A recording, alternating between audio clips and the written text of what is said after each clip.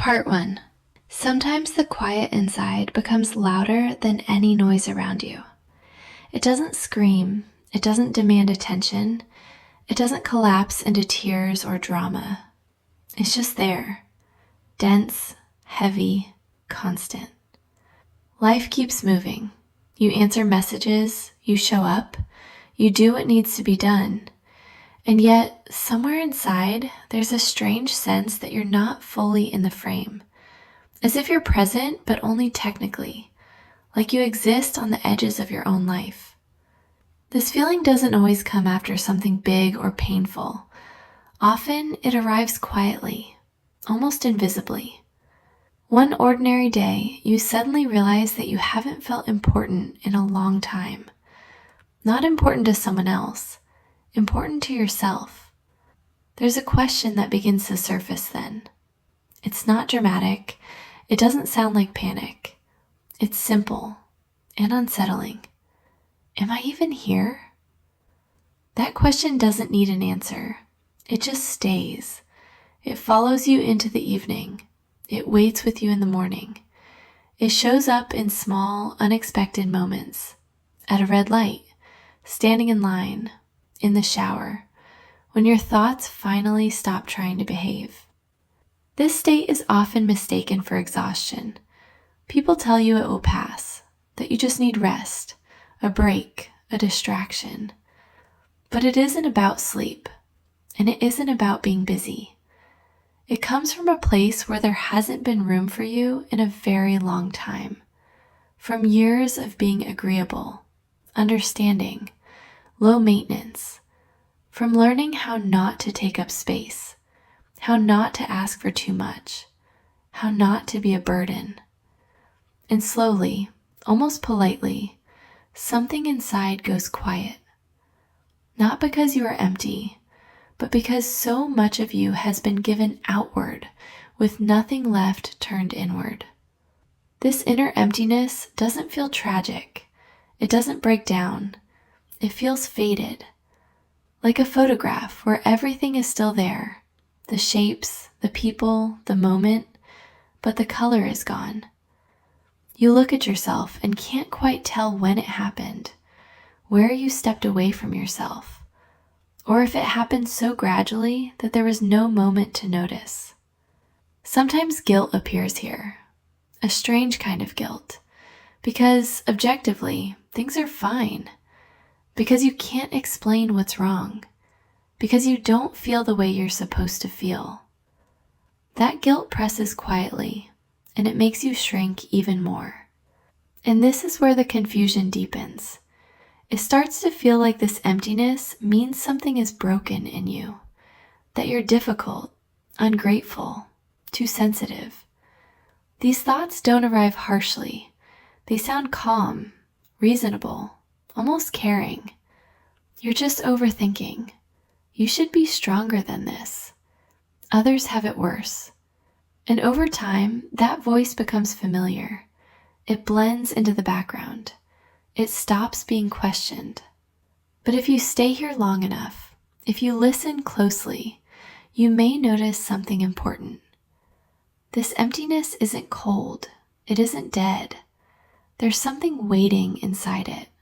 A quiet hope, a silent expectation, as if a part of you still believes that one day someone will finally see you, hear you, acknowledge you, not for what you provide, not for how easy you are, not for how much you endure, just for existing.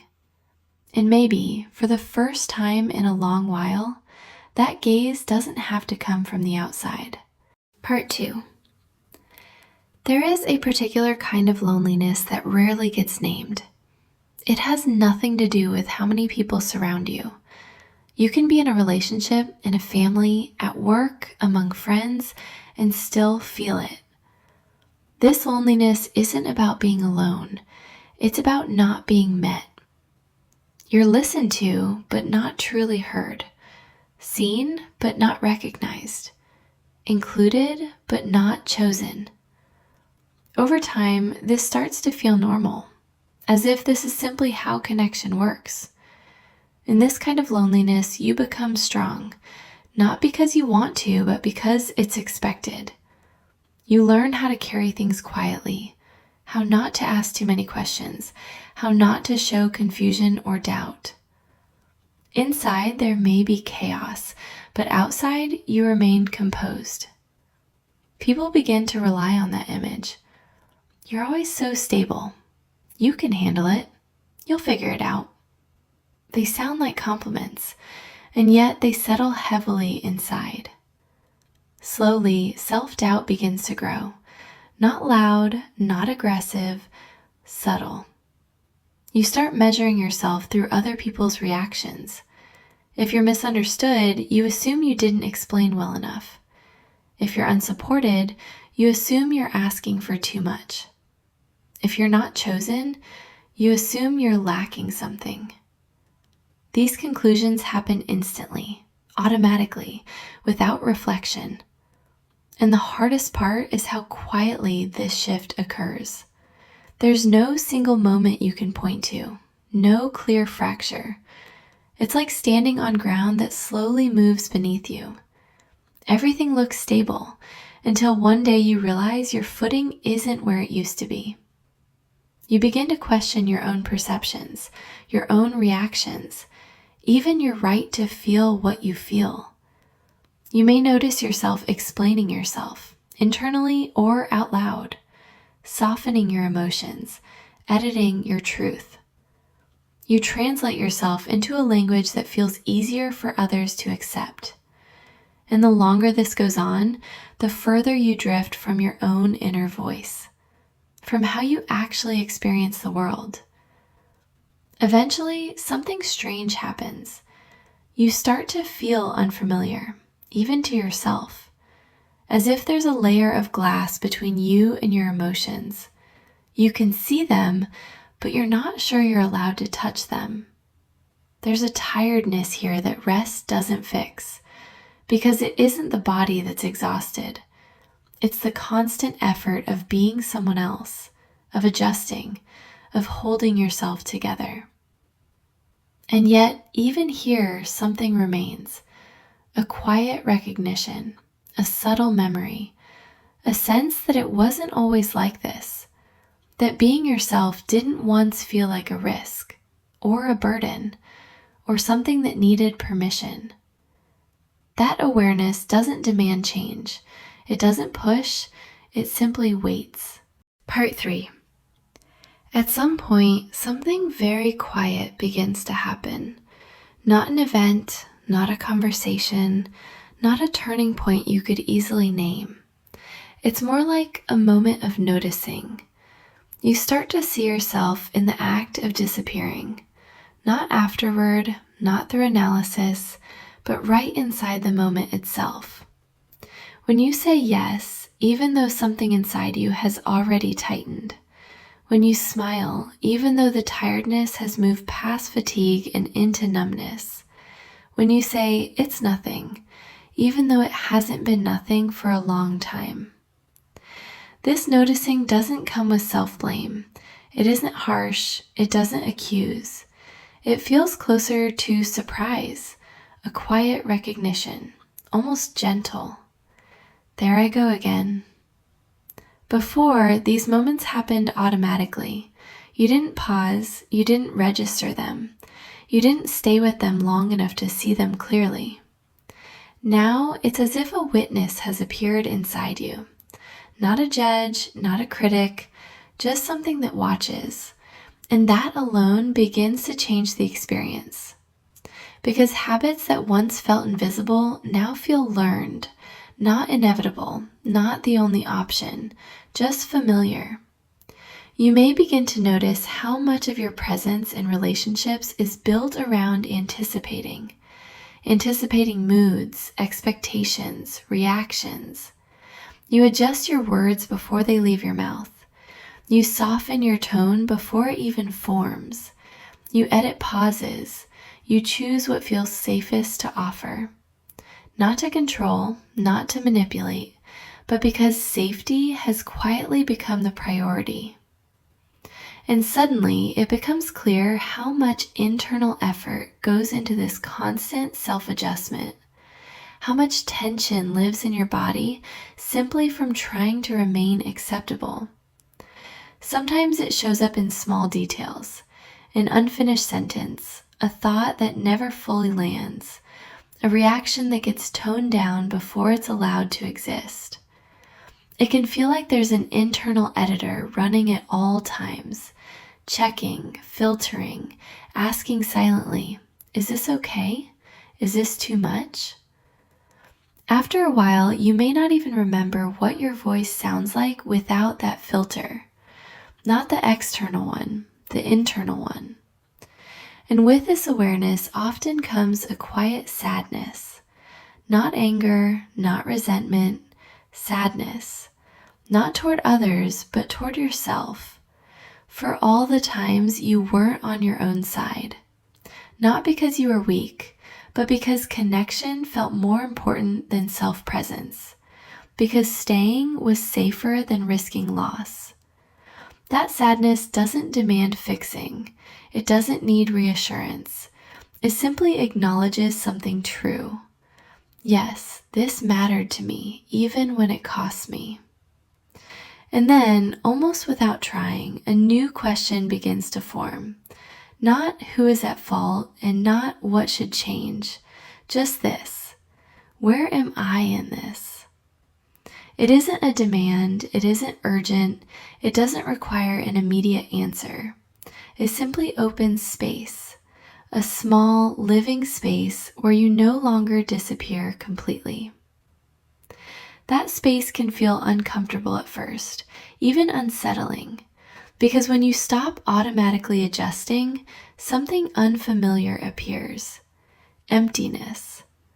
Not the old numbness, but a different kind. One that hasn't been filled yet, like standing without armor for the first time, like taking off something you've worn for years without knowing what comes next. There may be fear there, uncertainty, a sense of not knowing how to be. And that not knowing isn't a failure, it's honesty. You may notice that even when you're alone, the habit remains. You still behave as if someone is watching, as if you're being evaluated. And in that moment, it becomes clear. The disappearance didn't only happen externally. It became an internal way of existing. Seeing this doesn't collapse you. It doesn't undo you. It slowly restores sensitivity to your reactions, to your boundaries, even if they aren't defined yet. This isn't a breakthrough. It's not clarity. It's the beginning of staying. And for now, that is enough. Part 4. Returning to yourself rarely feels like relief. More often, it feels like breathing again after holding your breath for too long. Not a deep inhale, just a small one. Careful, uncertain, as if you're testing whether it's safe to breathe at all. In this space, you may begin to feel unfamiliar, even to yourself, less defined, less certain. Before, things felt clearer. There were rules, patterns, ways to move through situations without thinking too much. Now, pauses appear, moments where you don't immediately respond, where you wait inside yourself before speaking or reacting. These pauses can bring anxiety, because the old automatic system no longer runs the show. But alongside that anxiety, something else emerges, something quiet, fragile, presence. You may start to notice a different relationship forming with yourself, not through affirmations, not through conclusions, through attention. You notice how you feel without rushing to label it, how your body responds, how emotions rise and settle. There's no urgency to act on them, no requirement to change them, just noticing. That attention isn't loud. It doesn't demand improvement. It simply stays. At times, resistance may show up, an inner voice reminding you to toughen up, to move on, to stop being so sensitive. That voice is familiar. It once kept you functioning. It once helped you survive. It doesn't disappear right away. But now you may hear it differently, not as truth, but as protection. And that subtle shift changes the tone of the inner space, even if the words stay the same. There is no triumph here, no sense of victory. There is vulnerability. Because when you stop disappearing, you begin to feel more, not only warmth, but also grief, disappointment, and fatigue. Everything that was once muted begins to return. This isn't regression. It's not falling apart. It's sensitivity coming back online. Slowly, a new feeling may take shape. Not confidence, not certainty. Permission. Permission to exist at your own pace, without explaining, without proving, without performing. This isn't a strategy.